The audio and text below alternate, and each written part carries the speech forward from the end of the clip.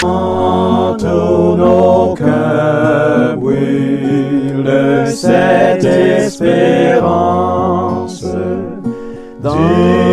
retour de notre Sauveur. Différents faits divers nous interpellent et nous incitent à la réflexion. Ils annoncent un événement imminent et d'une grande importance. Mais comment l'analyser? En écoutant Jean-Claude qui, à la lumière de la Bible, t'accompagnera et te permettra d'être prête, d'être prêt pour le retour de Jésus. Note que les éditions spéciales sont disponibles sur YouTube. Quelle est la réponse 2?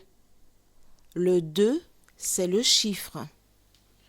Je te salue fraternellement en Jésus-Christ, le Sauveur du monde. C'est Jean-Claude qui partage avec toi cette nouvelle série qui s'intitule « Découvrir la vérité ». C'est un bonheur pour moi, en cet instant, d'être en mesure de pénétrer dans ta demeure et partager avec toi les paroles de la vie. Aujourd'hui, nous voyons la mission. Juste avant, prions. Seigneur, nous te bénissons pour le bonheur d'avoir rencontré Jésus. Que le Saint-Esprit nous conduise dans toute la vérité, nous t'en prions, en son nom et pour ta gloire éternelle. Amen. Rappelle-toi, Dieu créa le monde en 6 jours, et le 6e jour, nous avons vu que l'Éternel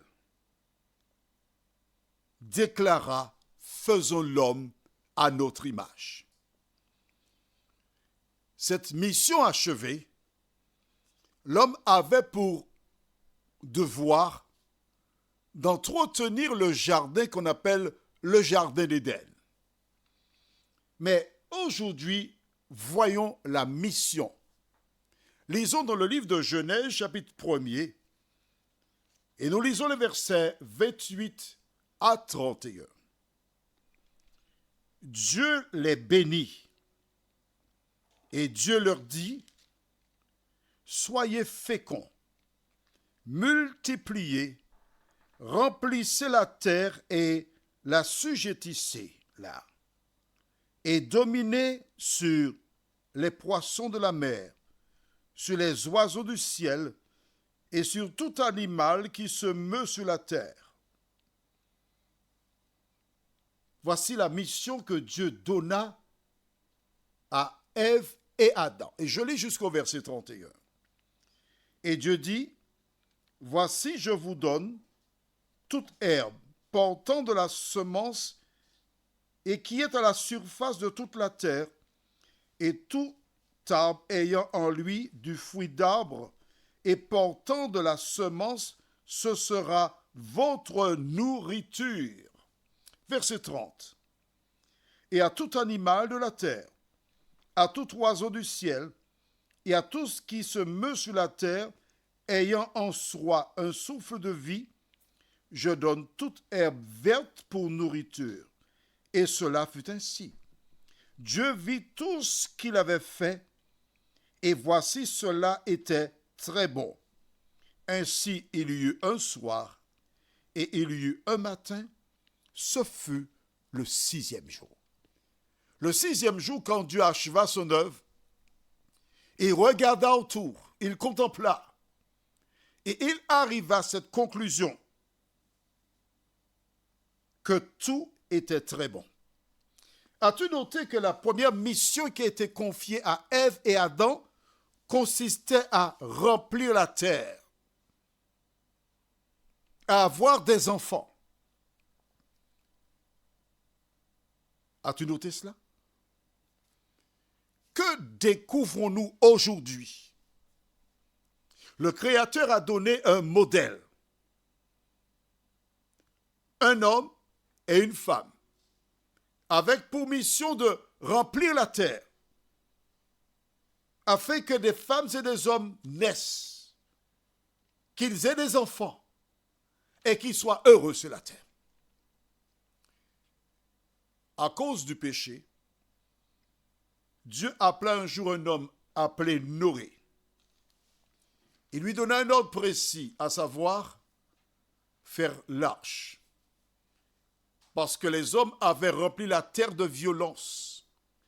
La méchanceté était grande. Et Dieu décida de mettre un terme à ce type de vie.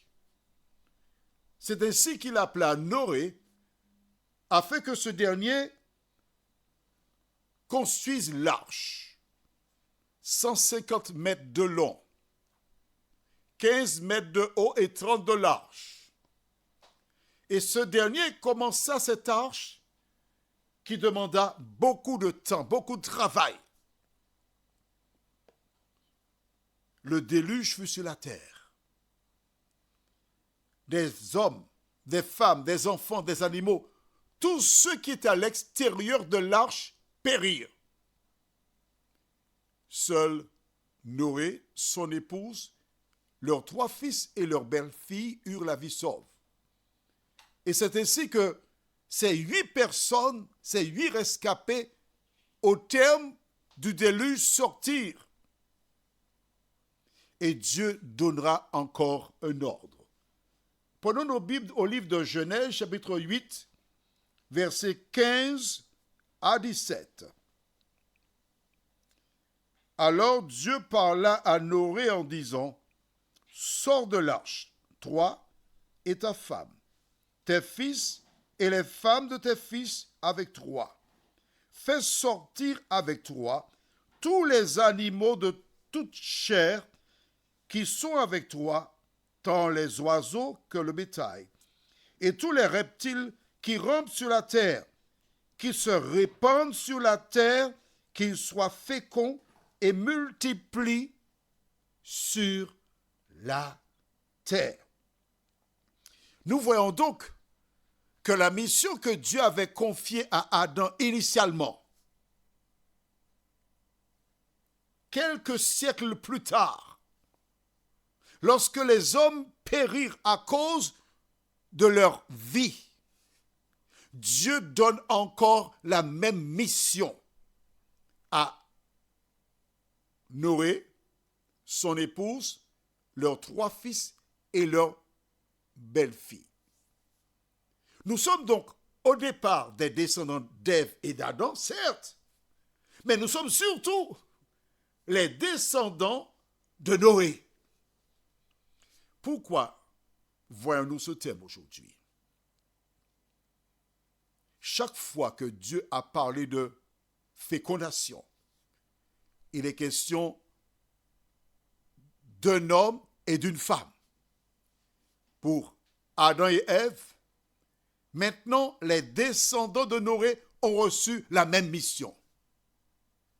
Aujourd'hui, le monde propose aux petits-enfants à l'école de constituer des familles à partir de 2 petits garçons ou de 2 petites filles. Toi qui m'écoutes aujourd'hui, qui entends toutes ces lois qui sont votées, tous ces programmes scolaires, plus que jamais, tu réalises que l'ennemi combat le plan, la mission de l'Éternel. Aujourd'hui, je ne voudrais pas te jeter la pierre, mais t'inviter, à la lumière de la parole de Dieu, de choisir ton camp, soit obéir à la parole ou faire ce que le diable a dicté à des individus, le contraire de la famille. Prions. Notre Seigneur et notre Dieu, beaucoup de personnes se plaignent, beaucoup de personnes sont dans les mois, mais celles et ceux qui ont accepté Jésus de Nazareth n'ont rien à craindre parce qu'elles savent, ces personnes, que tu es dans la barque de notre vie Et par ta grâce, nous arrivons à bon port. Merci de continuer de nous éclairer, de nous diriger dans la vérité, nous t'en prions, au nom de Jésus et pour ta gloire éternelle. Amen. Que l'Éternel continue de te bénir.